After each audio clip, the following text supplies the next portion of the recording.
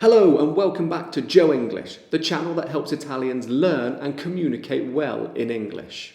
Today is the 4th episode of Only English. And last week, after my other lesson, somebody wrote in the comments that they wanted me to speak about the royal family. So, today I'm going to be speaking about the British royal family. Hopefully, in this lesson, I'm going to give you lots of new information that you didn't know about the royal family. So I've got some questions that I'm going to answer. So where does the Queen live? So where does the Queen live? Now, this seems like a very easy question to answer, and I suppose it is. The answer is usually Buckingham Palace. But that's not always the case. Obviously, she's the Queen, so she's got lots of places where she lives. She has what's called official residences. And I had to look this up myself because I didn't know all of the official residences. And in fact, I've got them here on my phone to read from. Okay, so she's got Buckingham Palace, obviously. Then she's got her country home, Windsor Castle, which is quite famous, I think. And the Queen first moved here with her sisters during World War II for safety reasons. So I didn't know that. That's quite interesting. Then she's got another palace in Scotland, which is called Holyrood Palace. I hope I've pronounced that right. And this palace is in Edinburgh, and it's where the Queen stays during her visits to Scotland. Now, this is usually for the first week of the summer.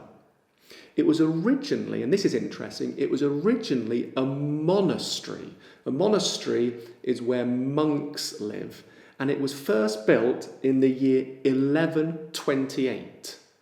Then, obviously, the very famous house that she's got in Scotland is called Balmoral Castle. I think lots of people have heard of Balmoral Castle. And she spends many weeks of the summer in this castle. Then she's got another holiday home, and this is the Sandringham Estate. And then finally, she's got her official residence in Northern Ireland, and it's called Hillsborough Castle. So, that's interesting. I didn't know all of that until I looked it up on the internet.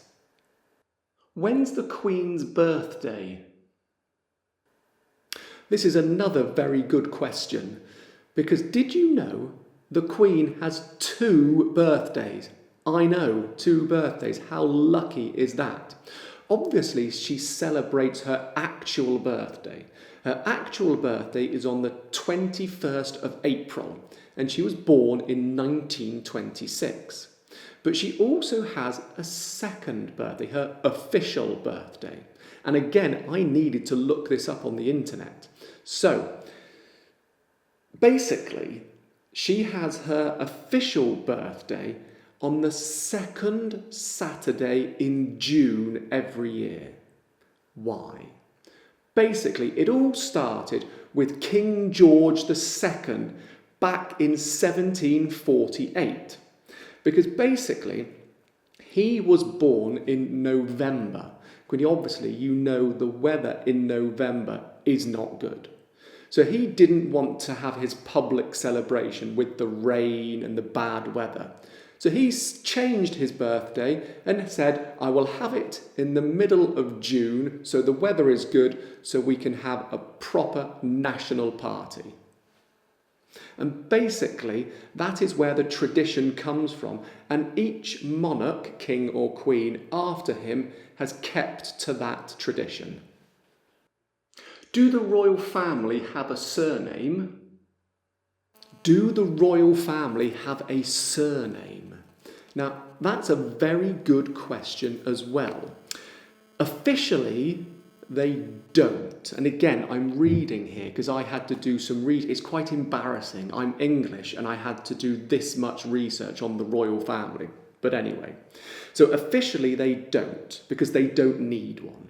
However, in 1917, King George V designated the name Windsor to the royal family because before that it was Saxe, Coburg and Gotha.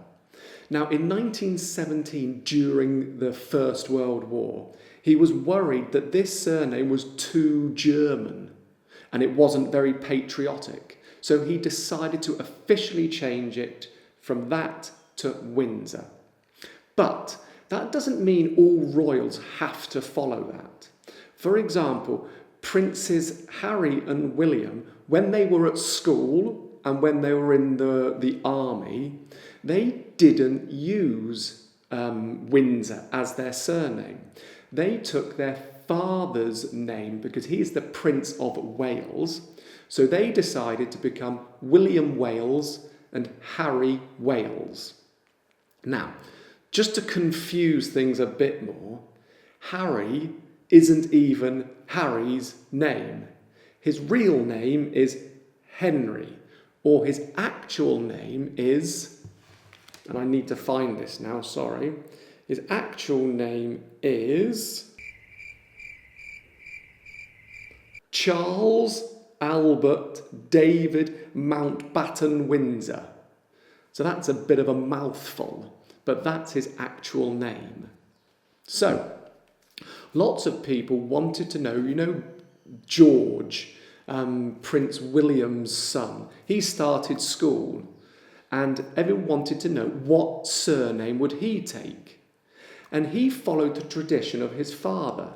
So he took his father's name because Prince William is the Duke of Cambridge. So at school, little George is known as George Cambridge.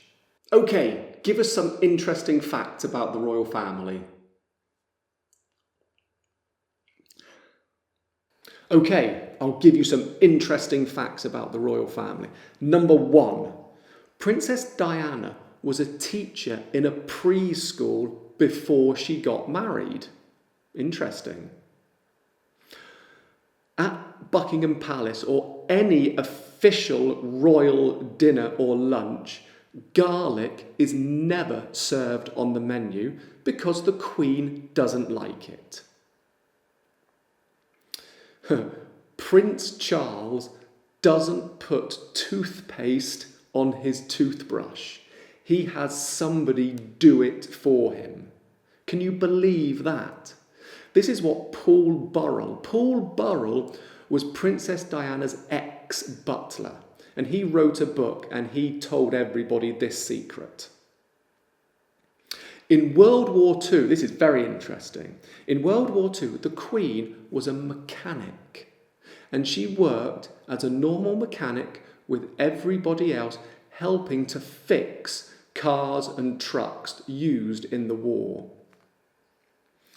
Okay. Oh, finally, this is a good one. The husband of the Queen, so Prince Philip, the husband of the Queen does not become king automatically. He does not have the title king. He is called a consort. So, Prince Philip is a prince. He's not actually the king, even though he is married to the Queen. What are your views on the royal family? So what are my views on the royal family? I love the royal family. I think they're great, to be honest. I think they don't do any harm to anybody. They really help out the British economy because I bet without the royal family, lots of tourists wouldn't come to England anymore. And I also think they're a nice symbol of Britain. So I think they're very good. Lots of people say they take taxpayers' money. They do, some of them, but only the main royals. Before, all the royal family, so cousins, aunties, uncles, everybody would get money from the government. But now they don't. And often all of the younger royals, like Princess Beatrice and Eugenie, they have actual jobs. So things are changing in the royal family. So I have no problems with the royal family at all. So let me know in the comments below, do you like the royal family? And also, in the description, I've written some questions for you as well to answer. Okay, so thank you very much for watching this episode of Only English. I hope you found it interesting. I did. I had to research a lot of this. And I will see you next time. Goodbye.